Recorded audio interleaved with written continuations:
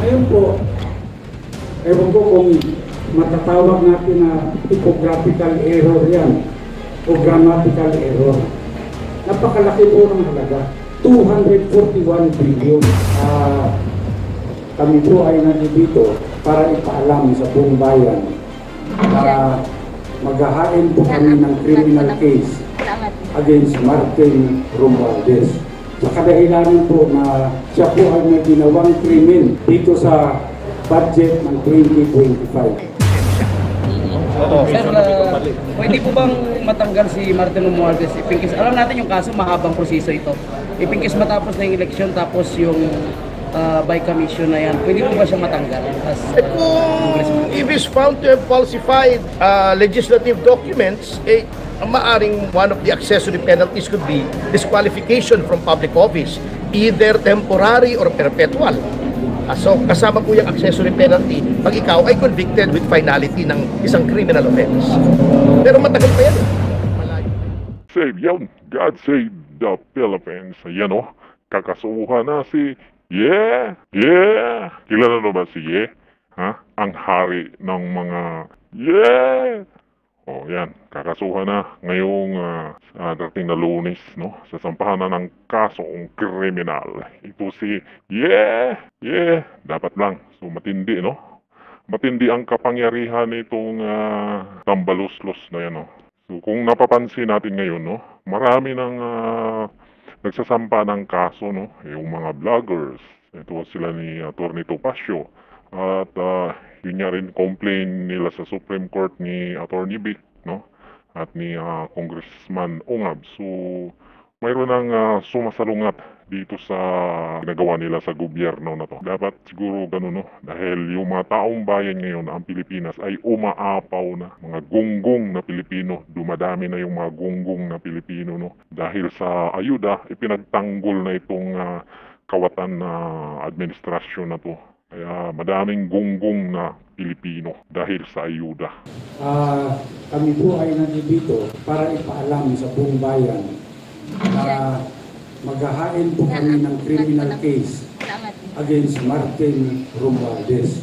Sa kadahilanan po na siya po ay may ginawang krimen dito sa budget ng 2025. Malaking halaga po yung ipinasok nila na hindi po inaprubahan ng Kongreso.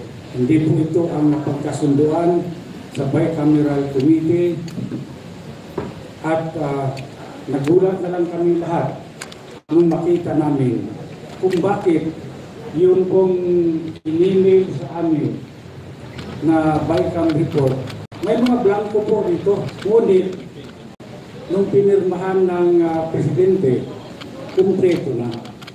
At nung tinignan namin kung magkano yung ipinasok nila na halaga, ito po ay nagkatotal ng 241 billion. Ngayon po, ewan ko kung matatawag natin na typographical error yan o grammatical error. Napakalaki po ng halaga. 241 billion. Wala pong ganung halaga ang inaprubahan ng Bicam at hindi po rin yun ang inaprubahan sa plenaryo. Bakit po nagkaroon ng ganung halaga doon sa General Appropriations Act, GAA? Kanya po, ako bilang isang nakaupong congressman, ay kinakailangan din ipakita ko sa taong bayan na kung mayroong mali, siguro kailangan din natin panagutin kung sino yung may gawa ng krimen. At dito, dahil po ilang araw na kami nag-request ng kopya ng enrolled bill, hanggang ngayon po tinatago nila sa amin yan. Hindi po nire-release ang enrolled bill ng House of Representatives. Ako nagpapasalamat sa lahat na kayo po ay nandito ngayon at upang malaman po, tulungan nyo kami para malaman ng sambayanan kung ano pong mga kalukuhan na ginagawa dyan sa Kongreso. Alam mo, pwedeng ang daming dahilan, di ba? Pero sa tingin ko, nililihis nila yung usapan. Kasi mahirap pag-usapan itong budget. Dahil, alam mo, nakawan mo yung Pilipino ng 241 billion. Hindi ito milyon, billion ang pinag-usapan. Hindi nila pwedeng ipaliwanag. Bakit may mga blanco? Tapos nung pinirmahan ng Pangulo, meron ng amount. Sinong gumawa nun? Hanggat hindi nila ilabas yung enrolled bill, yung katanungan, may iwan na kung sino ang gumawa ng paglagay ng mga amount doon sa budget. Thank you so much, sir. Okay. Baka pwede ka ma-interview about sa impeachment ni Bibi. Oo naman, oo. Pwede, pre. Pwede sir, pwede sir. Oo naman. Topic na Saglit lang isa. Sige, sige. Okay lang naman, oo. Yes sir, ano ho yung inyong opinion tungkol po doon sa impeachment ni Vice President Sara Duterte? Ako, ito, opinion ka lang naman, ano?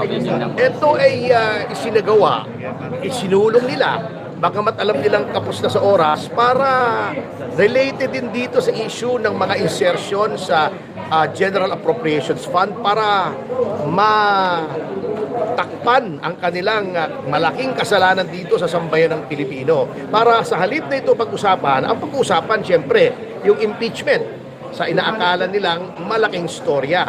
At alam niyo ba, ang tingin ko dyan, kahit papano ay isang master stroke yan ni Speaker Romualdez. Bakit ko sinasabi?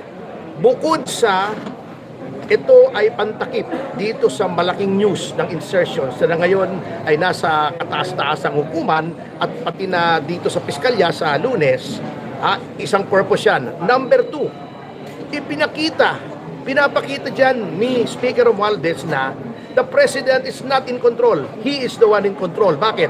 Sapagkat publicly, sinabi na ni Pangulo, ayaw niya ng impeachment. Sa kabila ng sinabing yun ng Pangulo, ay isinulong pa rin niya impeachment.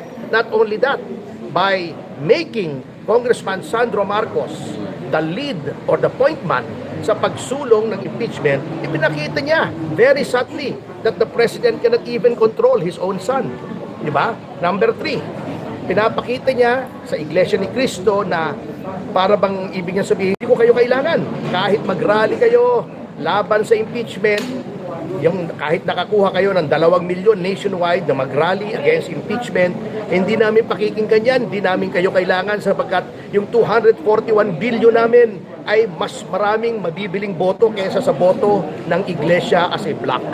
Yan po ang mga mensaheng isinusulong ng impeachment na yan eh. At number 4, dry run po ito. Sapagkat kung hindi man matutuloy impeachment, etong kongresong ito, because of lack of material time, pwede ulit itong ilitin after the 1-year moratorium at pinakita ni Speaker na siya ay may super majority na anytime kaya niyang ipa-impeach si Vice President Sara Duterte, and indirectly pinapakita niya that he can hold the President hostage. Why? Because siya mismo kaya niyang ipag-impeach pati ang Presidente.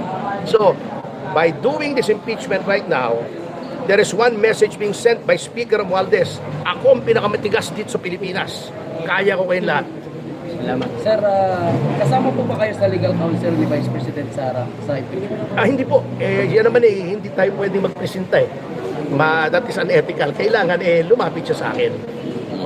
Sir, pwede po bang matanggal si Martin Romualdez? Ipingkis, alam natin yung kaso, mahabang proseso ito. Ipingkis matapos na yung eleksyon, tapos yung by commission na yan, pwede po ba siya matanggal?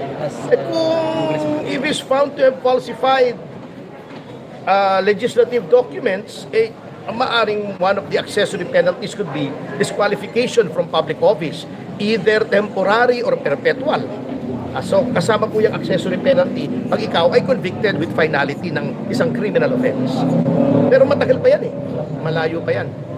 Anong oras kayo mag-file, sir, sa 10:30 sa Lunes. Saan po yan sa DOJ? Dito sa City Prosecutor ng Quezon City. Sapagkat ang House of Representatives ay saklaw ng teritoryo ng lungsod ng Quezon, doon po nangyari ang krimen ayon sa aming pananaliksik at syempre, in a criminal case, venue is jurisdictional. Kung saan nangyari yung krimen, doon ipa-file yung kaso. Salamat, sir.